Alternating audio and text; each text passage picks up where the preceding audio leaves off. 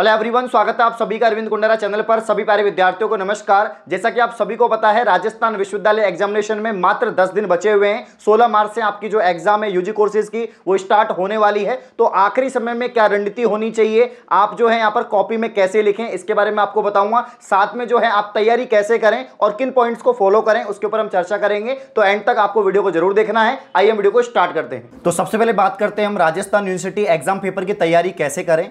राजस्थान विश्वविद्यालय exam paper की अगर हम बात करें तो सबसे पहले आपको प्रीवियस ईयर पेपर्स डाउनलोड करने हैं। तो इस वेबसाइट से आप आपकी जो प्रीवियस ईयर पेपर्स हैं वो डाउनलोड कर सकते हैं बिल्कुल फ्री में। आपके काफी कमेंट भी आते हैं, तो आप सभी के लिए बहुत ही शानदार वेबसाइट होने वाली है। कोई प्रमोशन नहीं है, मैं आपकी हेल्प कर रहा हूँ। uoronline.com वेबसाइट है, यानी यूनिवर्सिटी ऑफ राजस्थान के ही इसमें जो कोर्सेज हैं उसके प्रीवियस ईयर पेपर आपको उपलब्ध हो जाएंगे। जैसे कि यहाँ पर आप देख सकते हैं, सेलेक्ट कोर्स में आपका बीए का कोर्स भी है, बीबीए का भी है, बीकॉम का है, बीएड का है, बीएससी का है। जैसे आपने यहाँ पर बीए सेलेक्ट किया है तो पार्ट फर्स्ट भी है, सेकंड भी है और थर्ड भी है। जैसे मैंने यहां पर पार्ट फर्स्ट सेलेक्ट कर लिया है तो आपके यहां सारे पेपर्स आ जाएंगे। प्रीवियस ईयर 2022 के पेपर आ जाएंगे, 2000 आपके जो है 21 के पेपर यहां पर आप देख सकते हैं, उसके बाद में 19 के पेपर हैं। तो कोई भी पेपर आप डाउनलोड करके जो क्वेश्चंस हैं वो देख सकते हैं। काफी हेल्प यहां पर होगी। जैसे मैंने ये इंग्लिश का पेपर यहां पर जनरल हिंदी का मैंने यहां पर ओपन किया है। इसको ओपन करने के बाद आप देख सकते हैं कि पेपर यहां पर ओपन हो जाएगा। इस पर एक बार और क्लिक करना पड़ेगा। यहां पर क्लिक करते ही आपका पेपर यहां पर ओपन हो गया। तो इसको आप लोग या तो डाउनलोड कर लो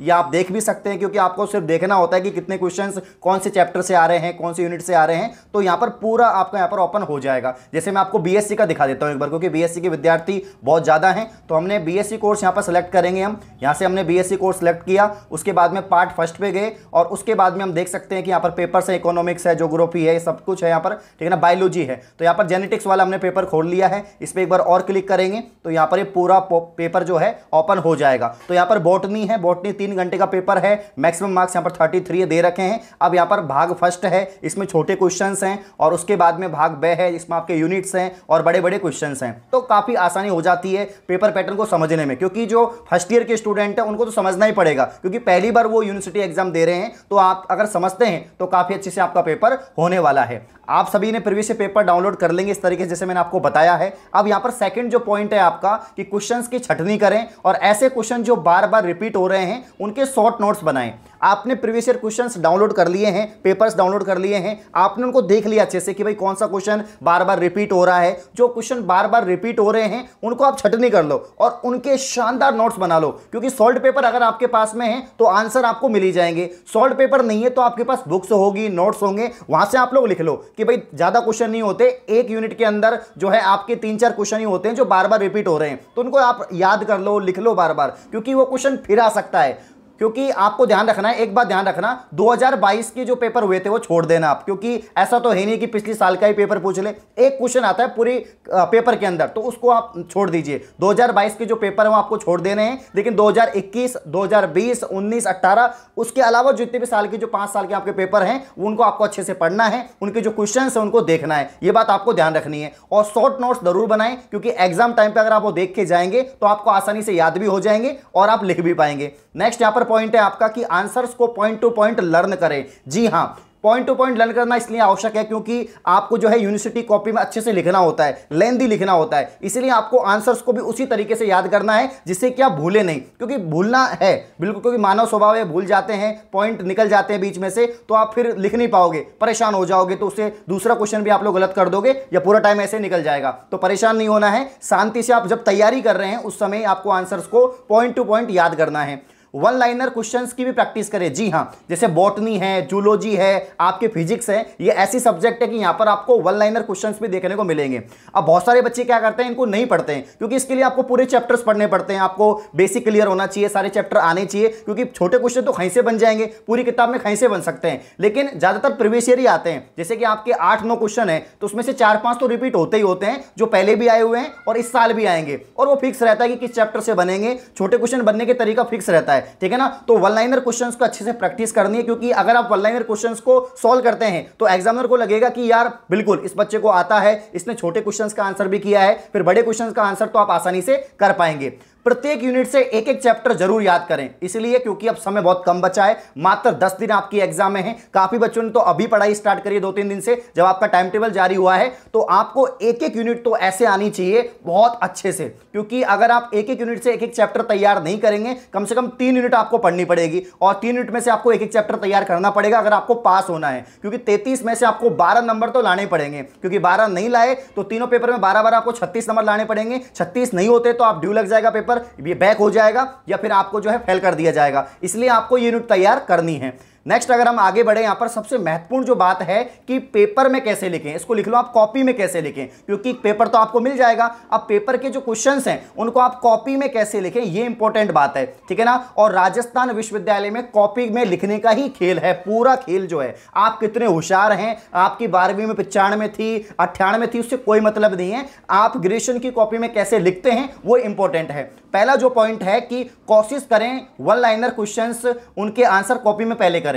जो वन लाइनर क्वेश्चंस हैं, जैसे सेक्शन में आपका पहला सेक्शन जो होता है उसमें छोटे क्वेश्चंस आते हैं, फिजिक्स में, बॉटनी में, जूलॉजी में, तो उससे क्या इंपैक्ट अच्छा पड़ेगा, एग्जामिनर पर इंपैक्ट अच्छा पड़ना चाहिए, तभी वो आपको मार्क्स देगा। तो अगर आप छोटे क्वेश्चन करेंगे तो एग्जामिनर पर इंपैक्ट अच्छा पड़ेगा। आप स्टार्टिंग में ही पहले पेज में, दूसरे पेज में, तीसरे पेज में छोटे क्वेश्चंस करते हैं, लेकिन आपको ये तभी करने हैं जब 8-9 में से आपको 6-7 आ रहे हों, ऐसा नहीं आपको 2-3 ही आ रहे हैं आपने कर दिए। काफी बार क्या होता है कि जैसे कि आपने छोटे क्वेश्चन लिखना स्टार्ट किया, 2-3 का आंसर दे दिया, फिर छोड़ दिया, फिर आप अगले क्वेश्चन पे चले गए, बड़े क्वेश्चन पे, फिर आप बड़े क्वेश्चन पे चले गए, पता लगा टाइम निकल गया, छोटे क्वेश्चन करने ही भूल गए, तो पहला पेज ही खाली रह गया, तो फिर तो गलत इंपैक्ट पड़ेगा। तो वही विद्यार्थी छोटे क्वेश्चंस को पहले लिखें जिनको अच्छे से आते हैं, कम से कम मतलब कि 89% आते हैं, 80% या 90% आपको आते हैं तो ही करें, ठीक है ना। उसके बाद में जो है थोड़ा समय लेकर पेपर में ये तय करें कि कौन सी यूनिट का सेक्शन पहले अटेम्प्ट करना है। ये जो पॉइंट है आपका बहुत इंपॉर्टेंट पॉइंट है, जब आप एग्जाम देने जाते हैं, जब आप अपनी सीट पर बैठते हैं, टेबल पर बैठते हैं, जब आपको पेपर मिलता है,